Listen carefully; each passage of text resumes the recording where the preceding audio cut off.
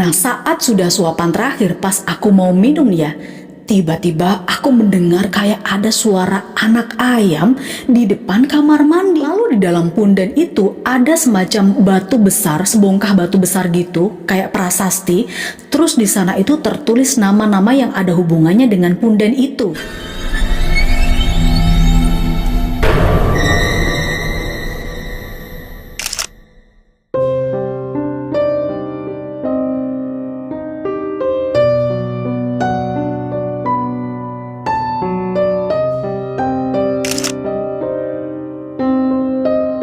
Teman-teman pernah nggak sih kalian tuh datang ke suatu tempat buat liburan terus tahu tempat ini dari saran aplikasi? Lihat reviewnya bagus-bagus dan akhirnya kalian tertarik nih buat datang ke sana. Nah, teman-teman, cerita hororku kali itu memang agak sedikit berbeda karena ini bukan pengalaman orang lain ya. Dan ya, kisah ini itu adalah kisah pengalaman pribadiku saat liburan ke sebuah villa yang letaknya di luar kota. Nggak nyangka banget nih teman-teman, review-review yang aku lihat, aku baca, itu ternyata nggak bisa dijadikan patokan kalau villa ini aman dari gangguan makhluk astral. Oke, biar nggak lama-lama ya, aku minta kalian siapin cemilannya dulu, enakin rebahannya, aku mulai cerita pengalaman hororku sekarang.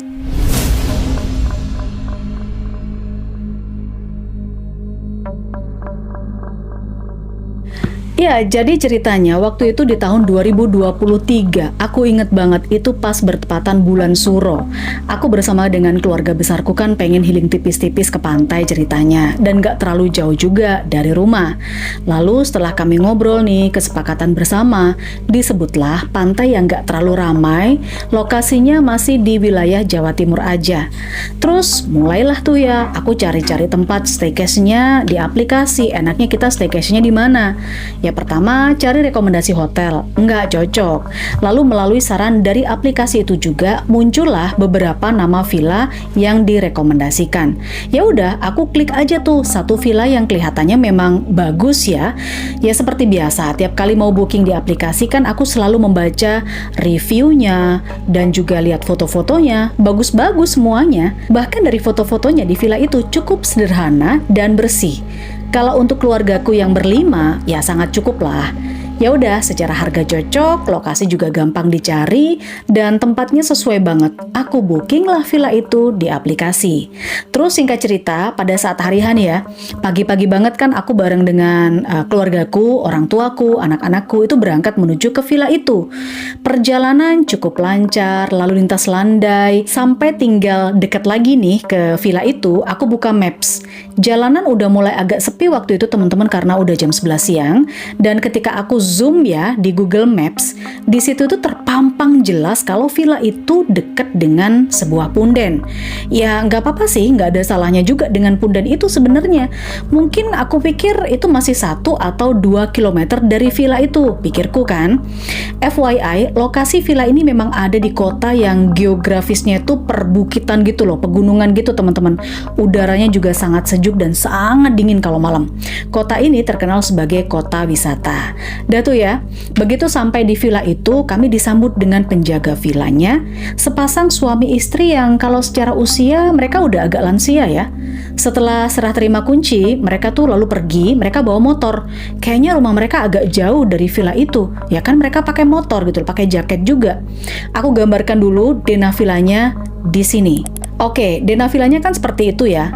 Dari situ aja bisa kalian lihat juga. Memang ini sebuah kayak kompleks villa gitu, di mana masing-masingnya itu punya luas yang berbeda-beda. 2 villa ada letaknya berjajar masing-masing 2 kamar, itu ada dapur dan ruang tamunya dan 1 kamar mandi. Aku dan keluargaku itu menghuni villa yang paling kiri, tapi di tengah-tengah ya. Sedangkan sebelah kiri kanan masih kosong, jadi nggak ada yang nyewa. Terus aku gambarin juga jalan akses ke komplek villa ini itu ternyata masih banyak sekali tumbuh pohon-pohon bambu atau yang biasa disebut orang Jawa sebagai barongan. Lalu tahu nggak kalian, letak punden yang tadi aku zoom, aku lihat di Google Maps itu teman-teman, ternyata itu bukan 1 atau 2 kilometer loh jaraknya. Tapi jaraknya itu persis di depan villa yang aku tempati. Ya kira-kira berjarak 50 meter aja. Ya begitu tahu hal itu sebenarnya ya jujur aku ngerasa nggak enak hati, tapi ya udahlah ya gimana lagi, udah di booking juga sampai besok. Pertama datang, setelah rapi-rapiin barang, aku masuklah ke dalam villa. Aku bersama keluargaku, orang tua dan anak-anak coba dulu observasi keliling-keliling sekitar villa. Aku sama ibuku. Jalan di depan villa itu teman-teman ternyata memang jalan buntu. Ujungnya juga ya tadi, rumpun bambu atau barongan tadi. Udara di sana memang sangat sejuk dan dingin banget, tapi ada yang aneh. Ternyata dari 6 bangunan di komplek villa itu hanya terisi 1 villa saja, which is villa yang aku tempati bersama dengan keluargaku. Lainnya kosong dan gak ada pemukiman penduduk di sana. Nah pas aku jalan sampai di dekat pohon-pohon bambu, tiba-tiba ada angin kencang yang berhembus mulai dari atas pohon bambu tuh sampai ke bawah tempat aku dan ibuku berdiri. Angin itu menimbulkan suara kayak gemerisik daun-daun pohon bambu gitu loh teman-teman. Jadi kayak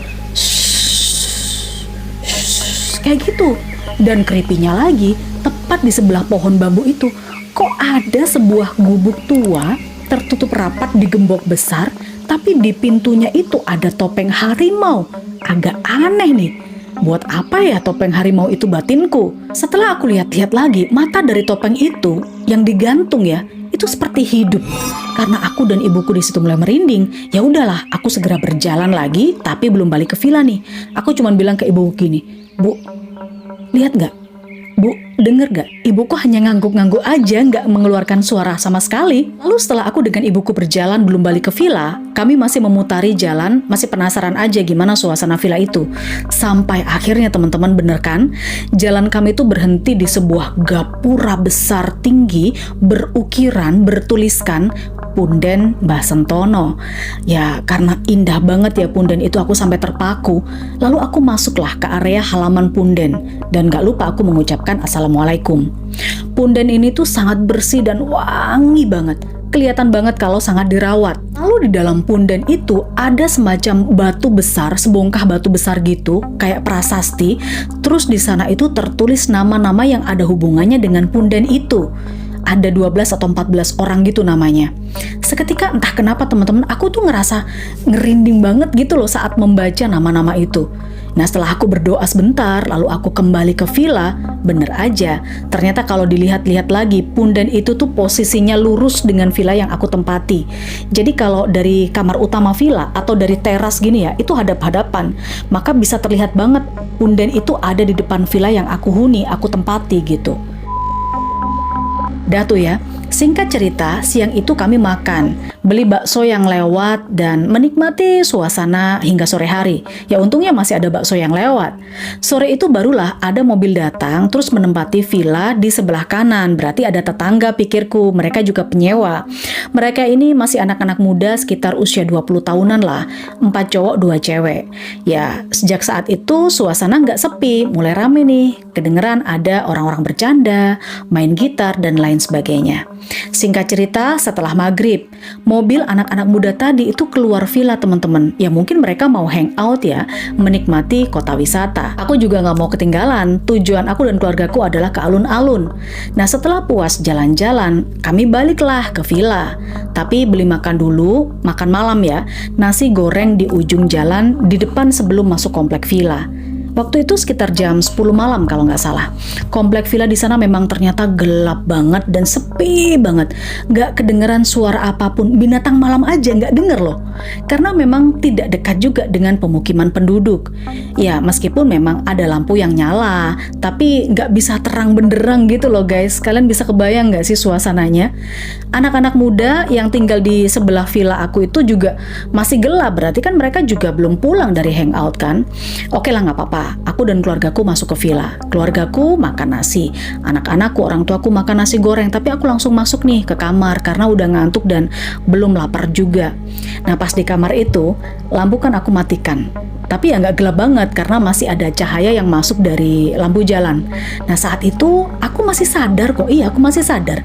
Aku ngelihat kayak ada pantulan di tembok kayak gitu teman-teman. Tapi itu kayak kain yang melayang-layang gitu. Apa itu pikirku? Aku cuma diam aja memperhatikan, mencoba untuk positive thinking.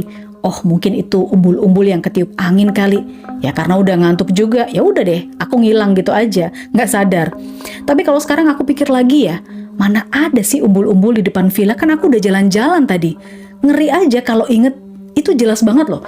Bayangan kain yang melayang-layang di tembok kayak gini, dan itu cukup lama. Terus kan aku ketiduran, tiba-tiba entah sekitar jam 1 atau jam setengah 2, aku kebangun teman-teman, karena kakiku itu kayak ada yang nepok gini loh. Tangannya tuh kerasa dingin banget. Ya udah aku bangun dong. Sayup-sayup aku dengar suara TV di ruang tamu. Ya udah aku beranjak keluar kamar. Nggak ada siapa-siapa. Di kamar lain atau di kamar yang kedua itu ada orang tuaku, ibu sama anak-anakku udah pada pules. Tapi kok TV-nya nggak dimatiin ya? Ya aku nggak mikir macam-macam sih waktu itu karena filmnya juga pas bagus. Di meja itu masih ada sebungkus nasi goreng dan karena aku lapar, ya udah aku buka tuh ya. Aku mulai makan sambil nonton film. Bagus tuh filmnya waktu itu. Baru makan 3 sendok aja. Aku kan duduk di bawah gini ya di bawah kayak gini nyender gitu kan, nyender ke kursi sofa. Jadi aku nggak duduk di sofanya. Tiba-tiba aku ngerasa ada angin yang lewat di belakangku. Aku bisa ngerasain angin itu dingin banget dan melintas di atas kursi sofa tempat aku nyender. Angin itu kayak berasal dari sebelah kananku ya, di sini, di sebelah kananku, dan which is ini adalah pintu depan lurus menuju ke kamar mandi di sebelah kiriku. Jadi lewat kayak gini, seret, sampai ke kamar mandi. Kamar mandi ada di sebelah kiriku. Di situ aku mulai nggak enak nih teman-teman. Aku percepatlah makanku. Nah saat sudah suapan terakhir, pas aku mau minum nih ya, tiba-tiba aku mendengar kayak ada suara anak ayam di depan kamar mandi. Jadi aku kan minum hadap ke sini ya, dan ini menghadap ke pintu depan. Terus kamar mandi itu ada di belakangku. Aku hadap ke pintu depan ini, lama-lama suara itu kok berubah menjadi suara cekikikan yang panjang disusul. Aku merinding sebentar. Disusul ini nih yang bikin aku trauma sampai sekarang. Ada kain terbang menuju ke ventilasi pintu depan dari arah kamar mandi. Kalian kebayang kan? Jadi suara itu melewati aku lalu menghilang di ventilasi. Aku kan minum gini nih. Jadi ada suara, ya suara cekikikan, terus ada sambil melayang gitu menuju ke ventilasi. Terbang begitu aja.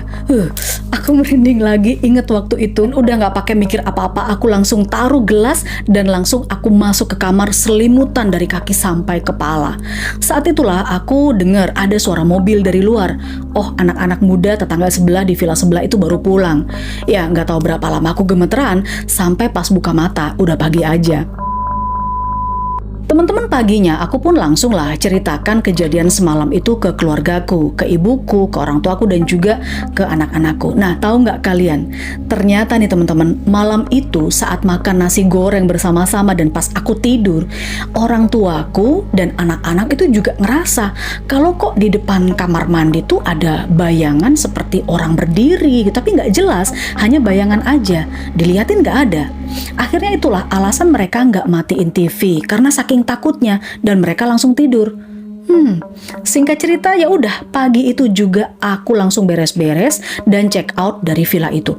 Padahal ya kalau dihitung-hitung masih ada waktu sampai jam 12 siang, tapi baru jam 7 pagi aja aku dan keluargaku milih cabut lah dari sana. Nah teman-teman, kejadian mistis ini entah ada hubungannya dengan punden di depan villa atau enggak, atau memang area itu syarat aja dengan makhluk astral, aku nggak tahu. Aku nggak berani berkomentar apa-apa, tapi setelah aku cari tahu ternyata punden yang ada di depan villa yang aku sewa itu adalah makam leluhur pembuka desa di sana. Makam ini menjadi tempat ziarah warga desa di sana teman-teman sampai sekarang. Bahkan untuk hari-hari khusus katanya ada upacara ziarah ke makam ini yang dilakukan dengan pakai pakaian adat Jawa. Mungkin ada hubungannya dengan topeng harimau tadi ya. Dan upacara ini dilakukan untuk mengenang perjuangan para leluhur yang ada di sana. Oke, itu tadi sedikit cerita pengalaman mistisku di sebuah villa sebelum healing ke pantai.